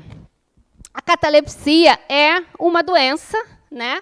Onde o corpo fica completamente paralisado, os movimentos corpóreos, a diminuição dos sinais vitais, né? Fica tão ínfima, tão pouca, e às vezes por dias. Então, hoje, quase não se detecta mais isso, porque a medicina já avançou consideravelmente, né? No século XIX, no século XVIII, a medicina não era 1/3 do que ela é hoje. Então, como que se detectava que uma pessoa morreu? Escutava o coração, botava um espelhinho assim para ver se estava respirando, se embaçava o espelho, né? Imagina, lá no século XVIII, XIX, quanta gente que teve catalepsia não foi enterrado vivo, né? Então, temos inúmeros relatos de pessoas com isso, né? Que quando ia abrir o túmulo, o jazigo da família, para enterrar o próximo que morreu, o corpo estava revirado, a tampa do caixão estava arranhada, estava quebrada, estava rachada, o corpo, enfim. É um estado de liberdade parcial do espírito não tão legal, né? Porque é através de uma doença, mas que acontecia muito. Hoje, graças a Deus, né, já não acontece mais. Ô, Alessandra, tem alguma coisa a ver com coma, catalepsia e coma? Não, são coisas diferentes. Não tem nada a ver. Não. Na catalepsia, você não consegue detectar os sinais vitais. A pessoa está viva, né? Hoje já se consegue detectar, né? Porque temos aparelhos de atividade cerebral, atividade cardíaca, atividade respiratória, tudo isso. Eu estou falando que isso acontecia muito lá no século XVIII e XIX, né? A medicina não tinha nenhum aparelho, nem estetoscópio existia naquela época, né? Alessandra? Ui? Desculpa, eu falei alto. Eu acho. Foi? Dá para voltar o slide ali, por favor? Uma curiosidade interessante, esse desenho aí retrata um ditado que a gente fala hoje em dia, fulano foi salvo pelo gongo. Era uma estratégia, um método que eles usavam para, em caso da pessoa ser enterrada viva, ela batia ali o sino. Exatamente. E iam lá, né? Isso no século XVII, XVI. Bem lembrado. Foi por isso mesmo que eu botei isso aí e esqueci de falar, pulei. Então, catalepsia é uma doença, né? Letargia é quando a gente está com alguma doença, uma virose, uma gripe muito forte, né? Que a gente fica em estado de... Quando está com a febre muito alta, de delírio, disso tudo, né? Então, também, nesses momentos, o corpo, gente, ele pode sofrer tudo isso, de todas as doenças. E ele... foi feito para isso, o corpo adoece também. Mas o espírito não precisa passar por isso.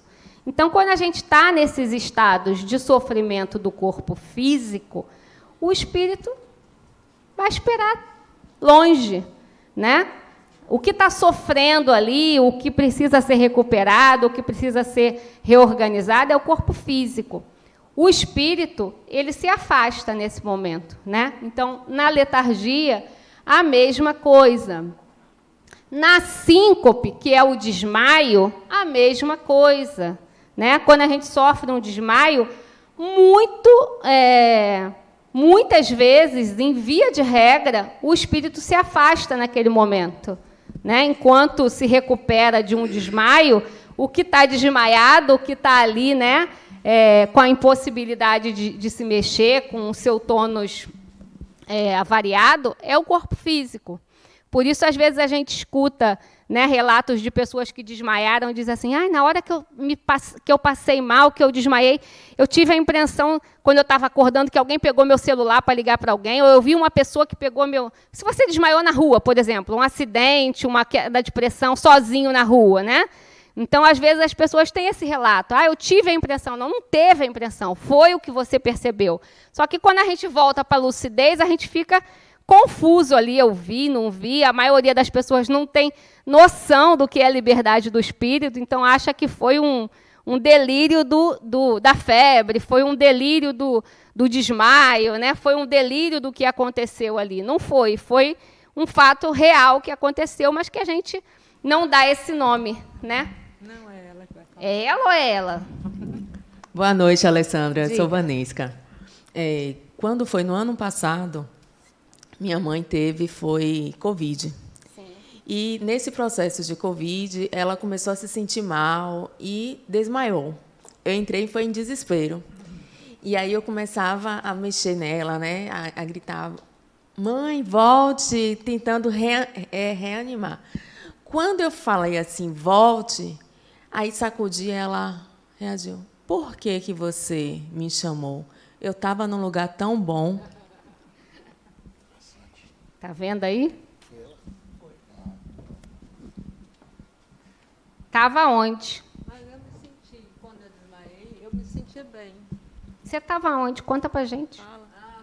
Foi em casa. Não.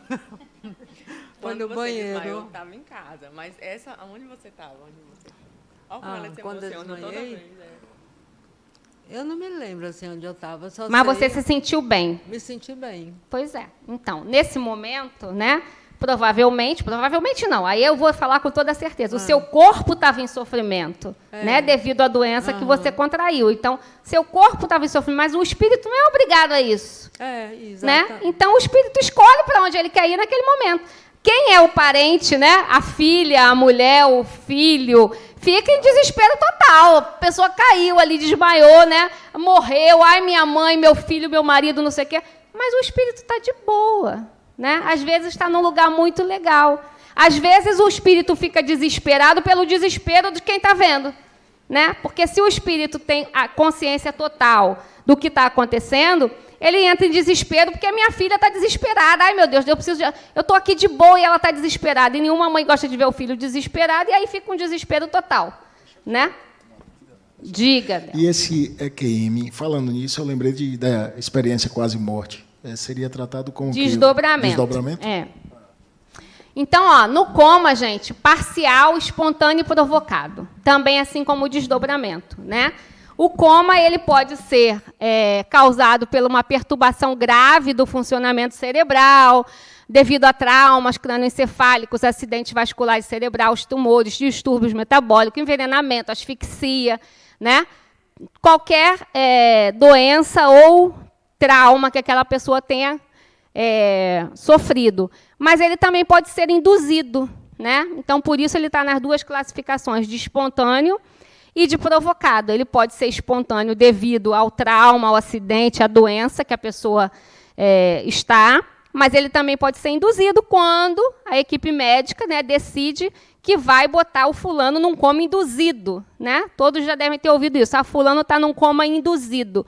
O que isso quer dizer? A equipe médica optou, né, por baixar, né, desacelerar todos os níveis de consciência, de batimento, de respiração, de tudo isso daquele corpo, para que ele se recupere, né, faça-se o tratamento necessário para aquela doença, para aquele corpo se restabelecer, e aí, quando ele já estiver em melhor estado, eles vão reduzindo a medicação e a pessoa vai voltando à consciência.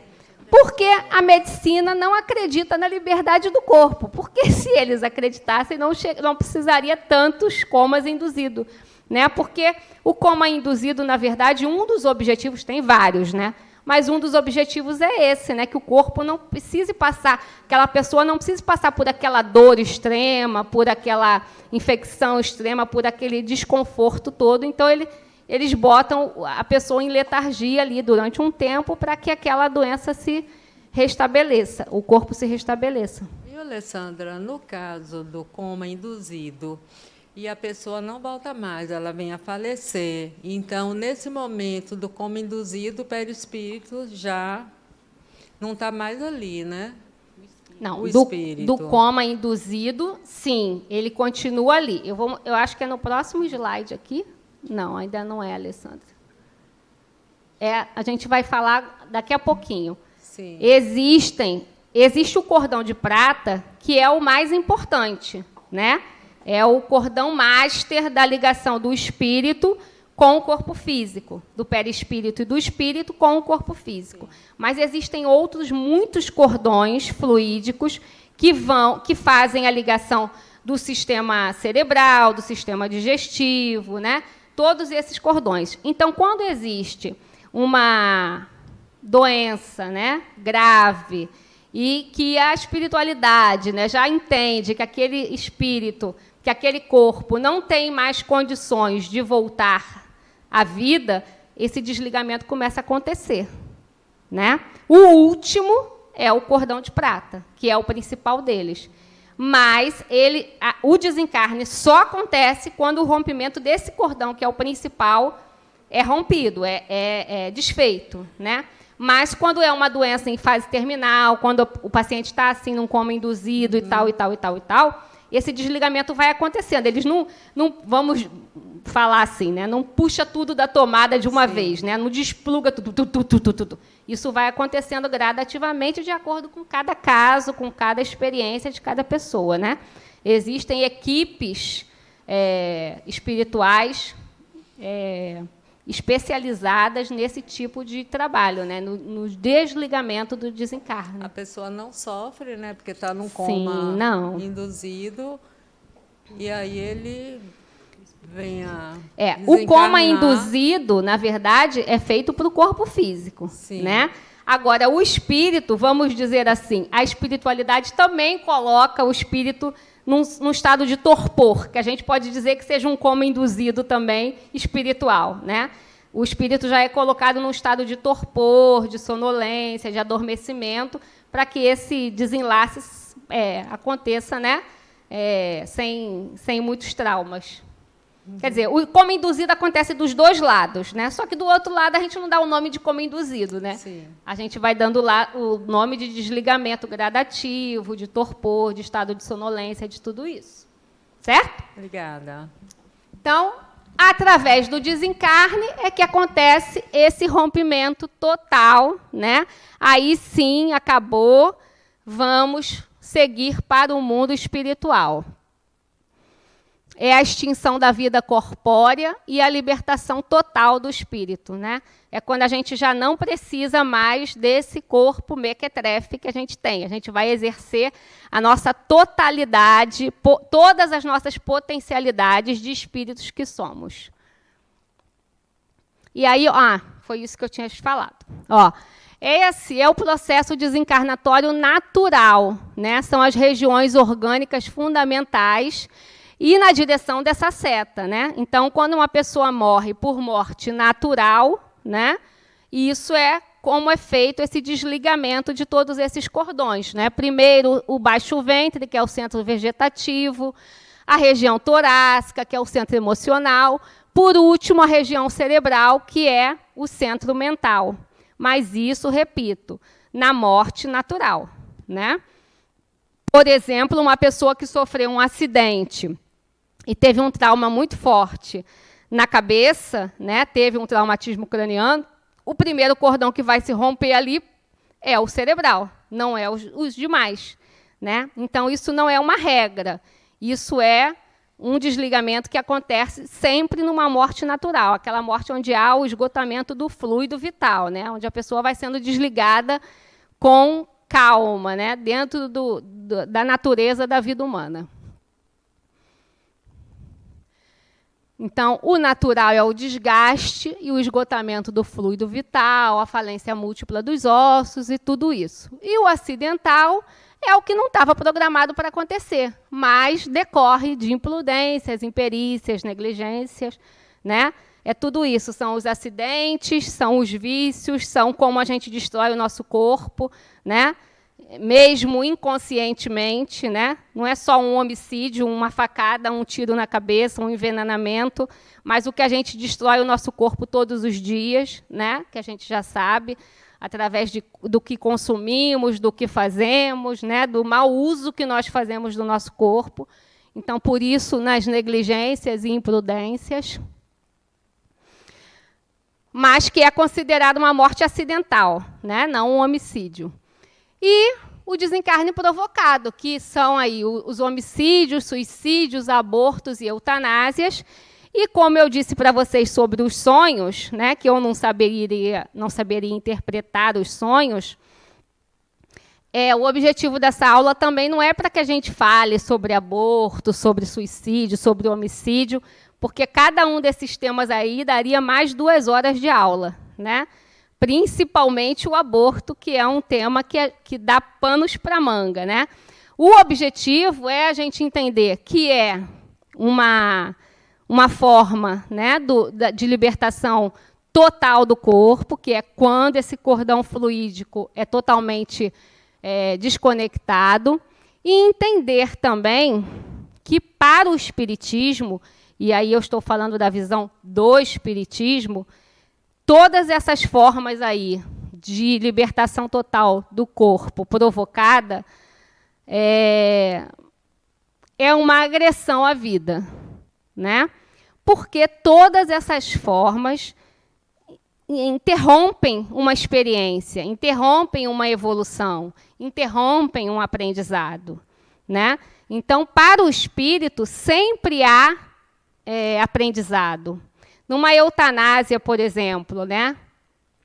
Eu já tive esse questionamento aqui de um aluno dizer: mas você sabe que o seu parente, sua pessoa está ali sofrendo e como ela disse, né, não tem cura, está num câncer terminal, cheio de metástase, e você vai deixar ele continuar sofrendo, né? Isso é prolongar o sofrimento. E aí eu expliquei para ele o seguinte, eu mesmo, há muitos anos atrás, descobri isso, porque eu não sabia disso. A gente fala-se muito assim, lá fora, nos Estados Unidos, em outros países, na Europa, a eutanásia é permitida. Não é, gente.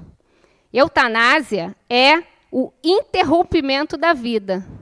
É o que se faz, por exemplo, com os animaizinhos, né? Um cavalo que quebrou uma pata, um bichinho que está numa doença terminal, o veterinário vai lá e aplica uma substância nele e interrompe a vida dele ali, naquele momento.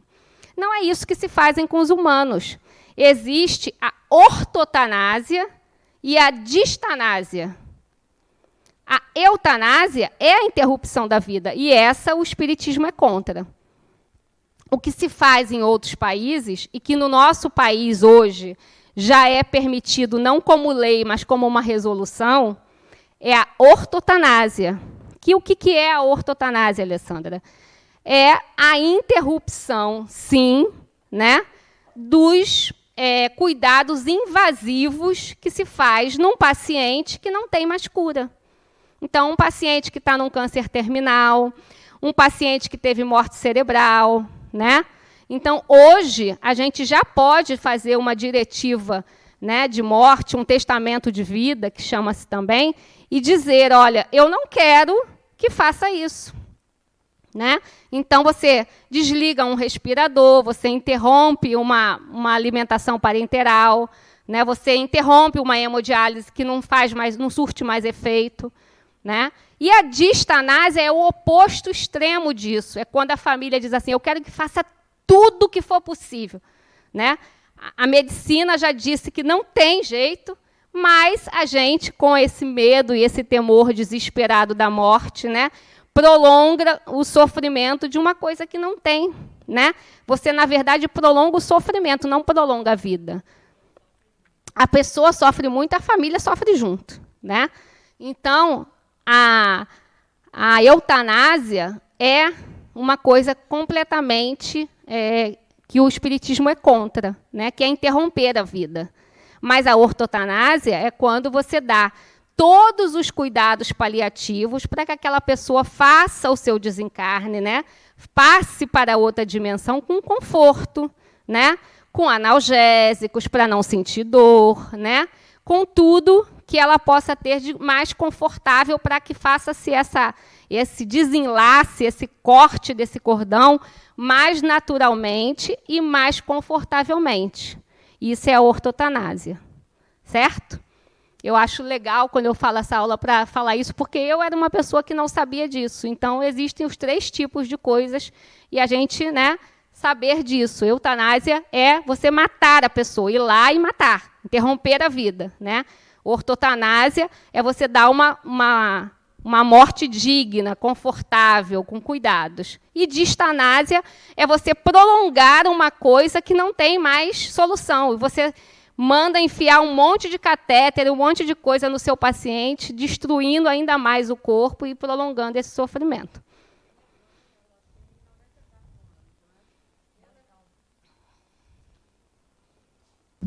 Está aqui.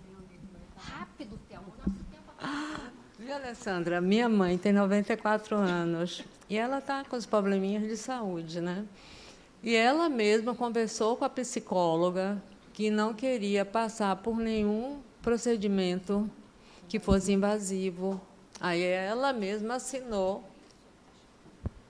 o documento pedindo. Ela falou, não quero ficar dentro do hospital, como ela viu a irmã dela ficar anos e anos, quase 10 anos, só respirando através de aparelho.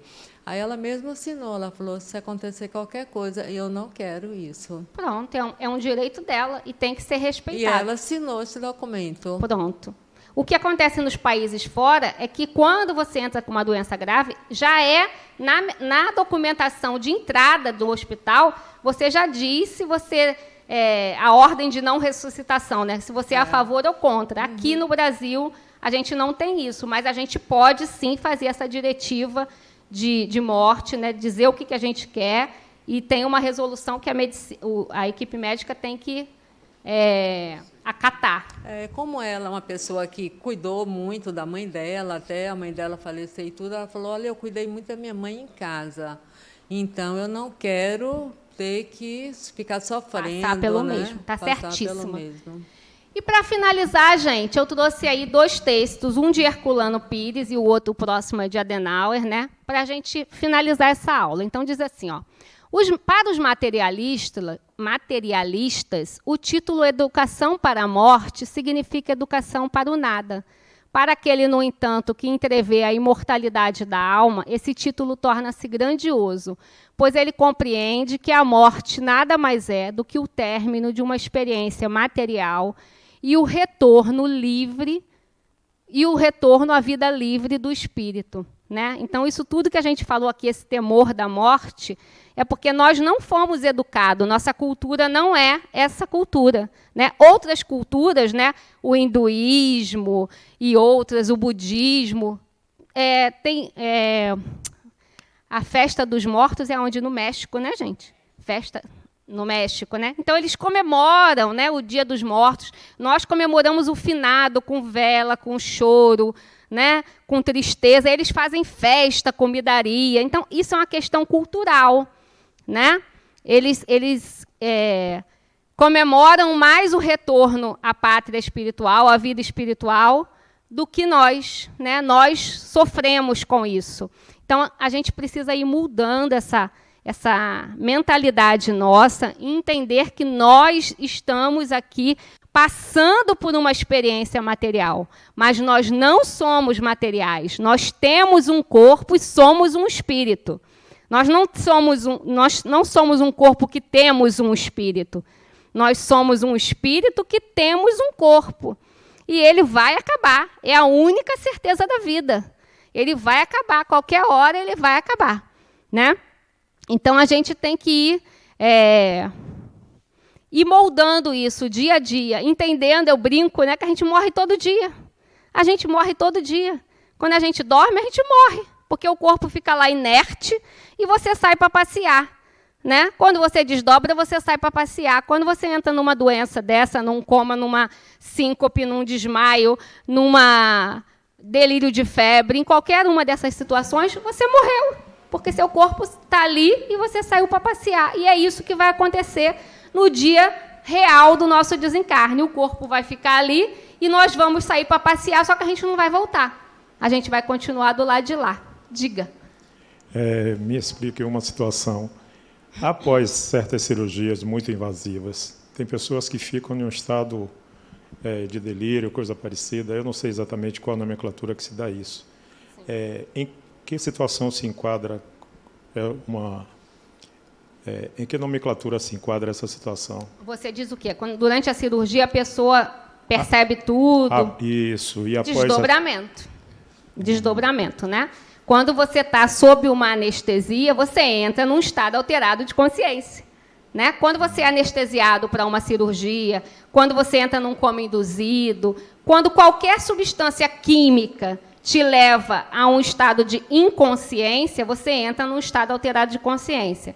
Quando o nosso corpo entra nesse estado alterado de consciência, nosso espírito sai, se liberta, né? Sai para passear, como eu brinco aqui falando de brincadeira, mas é o que acontece, né? A gente não dorme junto com o corpo. Então, se o corpo adormeceu por algum motivo, ou natural ou induzido, como é uma cirurgia, o caso de uma anestesia, o espírito não dorme junto com o corpo. O corpo dormiu, o espírito tem o que fazer. Sempre tem o que fazer, né? Quem precisa desse repouso, ou por natural, ou por uma circunstância dessa, é o corpo. O espírito não precisa. O espírito está 24 horas no ar. Não precisa recarregar, não precisa de nada disso. Certo? Então, o que acontece é o desdobramento durante as cirurgias. E a última, a vida espiritual é destino de todos. A vida espiritual é o destino de todos, independente de crença, aceitação de dogmas.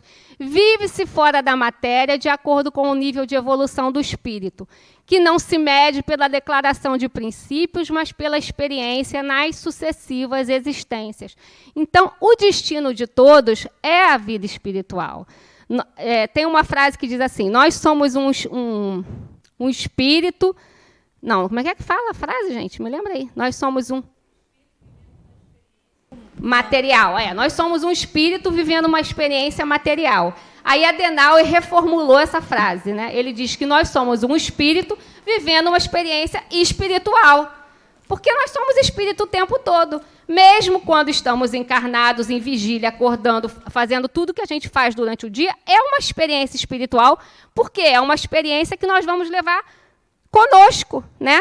Mesmo quando desencarnar. São essas sucessivas experiências que formam a nossa evolução, que formam o nosso caminhar, né? Então, quando a gente entender isso aí, que é o destino de todos nós, que nós somos espíritos livres, que a gente morre todos os dias, que a gente começar a perceber, né, as diferenças dos nossos sonhos, começar a aumentar, ampliar essa percepção do que acontece em nossa volta, né? Começar a ver isso tudo com forma mais natural do que com medo, né?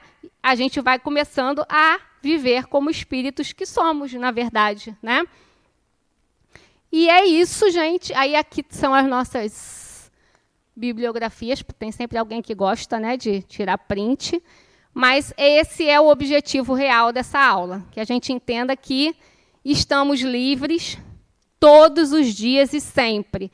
Isso aqui só serve de instrumento de aprendizado, né? É a nossa gaiolinha que a gente fica ali. Mas um dia a gente vai voar e vai viver lá muito melhor do que aqui. Mas tem uma notícia ruim para vocês, a gente vai ter que voltar. Quando a gente começar a gostar que está no mundo espiritual, vivendo de boa, está na hora de reencarnar de novo. E aí começa tudo outra vez, né? Então é isso. Ó, aquele povo todo de preto ali me olhando não são o pessoal do umbral, viu, gente? É o pessoal que está dizendo assim, você já passou 9 minutos da sua aula, entendeu? É isso, gente. Obrigada. Tenham bons sonhos. Pensem amanhã em como foram os sonhos de hoje. E lembrem-se que a gente morre todo dia, então não tenham medo de morrer. Um beijo.